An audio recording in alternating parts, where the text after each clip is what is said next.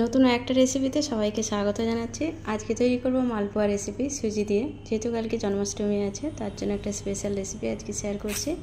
এই মালপোয়াগুলো উপর থেকে হবে ভীষণই ক্রিস্পি, একদম মরমরে টাইপের, আপনারা আওয়াজ শুনে বুঝতে পারছেন। আর ভিতর থেকে হবে একদম সফট। আমি ভেঙে দেখাচ্ছি। আর প্রত্যেকটা মালপোয়া খুব ভালোভাবে ফুলে যাবে আর খেতে খুব টেস্ট হবে।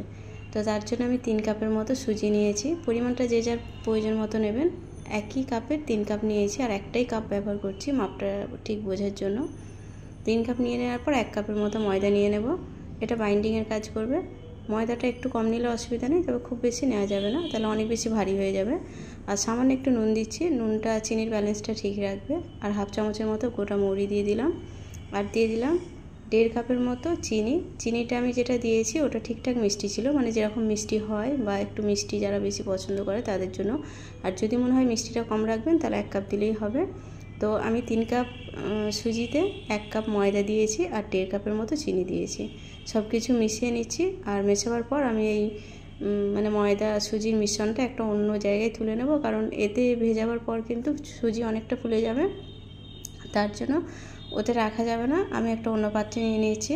আর পাত্রটা এমনি ছোটো হয়ে গেছে, তার জন্য চেঞ্জ করে নিলাম। এরপর আরেকবার মিশিয়ে নেব। আর মিশিয়ে নেওয়ার পর এতে সামান্য একটু বেকিং সোডা দিয়ে দেবো, একদম অল্প, 1 চিমটির মতো, 1 চিমটির মতো বেকিং সোডা দিলে কি হবে, প্রত্যেকটা মালপোয়া খুব ভালোভাবে সফট হবে আর ফুলেও যাবে। তো দিয়ে আমি মিশিয়ে নিচ্ছি। তো ভালোভাবে মিশিয়ে নেওয়ার পর এতে 3 কাপের মতো জল দিয়ে দেবো। যেহেতু আমি 3 কাপ সুজি নিয়েছি তার জন্য 3 কাপ জল, যতটা সুজি থাকবে ততটাই জল দিতে হবে। আর অল্প একটু 1/3 কাপের মতো জল একদম শেষে দেবো, এটা রেস্টে রাখার পর। এখন 3 কাপ দিয়ে মিশিয়ে নিচ্ছি ভালোভাবে। আর মেশাতে অসুবিধা হবে না, আপনারা চাইলে জলটা বারে বারে দিতে পারেন। আমি মনে রাখার জন্য একবারই দিয়ে দিলাম। জলটা দেওয়ার পর একটু ভালোভাবে মিশিয়ে নিতে হবে, যেহেতু এটাকে আমি রেস্টে রাখবো। আর যাতে কোনো রকম দলা পাকিয়ে বা লাম্পস না থাকে তার জন্য ভালোভাবে মিশিয়ে নিয়ে এটাকে রেস্টে রাখতে হবে প্রায় 1 ঘন্টার মতো। হাতে সময় থাকলে 1 ঘন্টা রাখবেন, না হলে 30 মিনিটই যথেষ্ট। তো সুজি যত সময় রেস্টে বেশিক্ষণ রাখা যাবে ততই কিন্তু মালপোয়াগুলো ভালো সফট তৈরি হবে আর উপর থেকে ক্রিসপি হবে। আর যদি সুজি ভালোভাবে না ভেজে সেক্ষেত্রে কি হবে, তেলে মালপোয়াগুলো দেওয়ার সঙ্গে সঙ্গে কিন্তু সুজিগুলো ফুটতে শুরু করবে, যেরকম মাছের ডিম তেলে দিলে ফুটতে শুরু করে সেরকম। তো তার জন্য এটাকে আমি 1 ঘন্টা রেস্টে রেখে দিলাম। 1 ঘন্টা পর আমি এটাকে মালপোয়া তৈরি করার জন্য রেডি করব। আর সামান্য একটু জল এতে দিয়ে দেবো। তো 1 ঘন্টা পর সুজির যে মিশ্রণটা ছিল অনেকটাই মোটা মতো বা গাঢ় মতো হয়ে গেছে। এরপর এটাকে আবারও মিশিয়ে নিচ্ছি, যেহেতু এতে চিনি দেওয়া আছে, চিনিটা গলে যাওয়ার পর একটু পাতলা হয়ে যাবে এই ব্যাটারটা। তো ভালোভাবে মিশিয়ে নেওয়ার পর এতে সামান্য একটু জল দেবো। যে কাপটা আমি ব্যবহার করেছি ওই কাপেরই 1/3 কাপের মতো জল দিতে হবে। ব্যাটারটা এরকম মোটা রাখলে হবে না, আর খুব বেশি পাতলা করলেও কিন্তু মালপোয়াগুলো শেপ আসবে না বা তেলের মধ্যে একদম ছিটিয়ে ছড়িয়ে যাবে। তার জন্য অল্প একটু জল দিয়ে মিশিয়ে নিচ্ছি। আর সামান্য একটা ছিপির মতো 1 চিপি দিয়েছি গোলাপ জল। এটা অপশনাল, এটা দিতে পারেন, আবার চাইলে নাও দিতে পারেন। দোকানের মালপোয়াগুলো যেমন হালকা একটা গোলাপ জলের সেন্ট থাকে, তার জন্য আমি দিয়েছি। আর এটা ভাজার পর কিন্তু গন্ধটা অনেকটাই কমে যাবে। তো এইরকম একটা কাপ নিয়েছি মাপগুলো ঠিক রাখার জন্য। এই কাপের 1 কাপ করে ব্যাটার নেবো আর তেলের মধ্যে দিয়ে দেবো। তো এবার ভাজার জন্য রান্নাঘরে নিয়ে যাচ্ছি। আর গ্যাসের উপর কড়া বসিয়ে তাতে পরিমাণ মতো সাদা তেল দিয়ে দিলাম। তেলটা খুব ভালোভাবে গরম করতে হবে, তেল ঠান্ডা থাকলে কিন্তু নিচে লেগে যাবে। তার জন্য আমি 2টো ড্রপ দিয়ে দেখে নিলাম তেলটা ঠিকঠাক গরম হয়েছে কিনা। তো ড্রপগুলো যদি উপরে ভাসতে শুরু করে জানবেন তেলটা গরম হয়ে গেছে। তো ড্রপগুলো ভাসছিল, তারপর তুলে ফেলে দিয়ে আমি 1 কাপ ব্যাটার দিয়ে দিলাম। আর গ্যাস হিটটা এখন লোতে আছে। তো যখন মালপোয়াটা পুরোপুরি ফুলে যাবে তখন ছাঁকনির সাহায্যে তেলটা উপরে তুলে দিতে হবে। তারপর উল্টো দিকটা উল্টে দিয়ে একটু তেলটা আবারও তুলে দেবো। এরপর গ্যাস হিটটা একটু বাড়িয়ে দেবো লাল কালারটা আনার জন্য। আর খুব বেশি হাই না, মিডিয়াম হিটে রাখবো।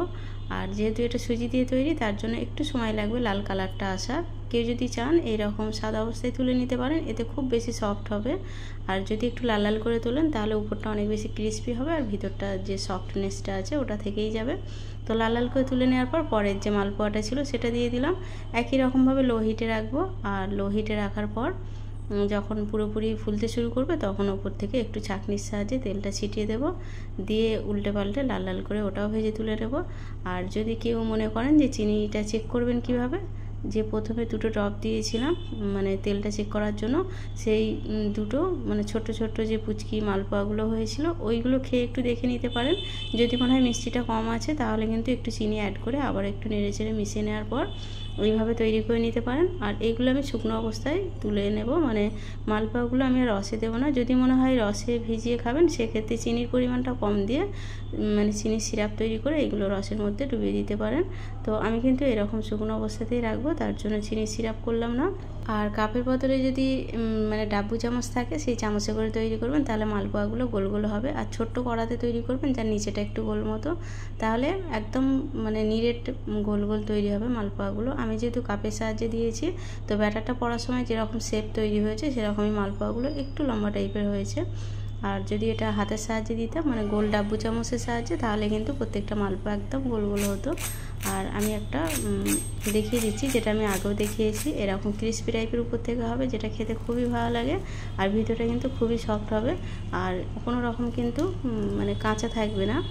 তো আমি ভেঙে দেখিয়ে দিলাম, আমি আরও একটু ভেঙে দেখাচ্ছি।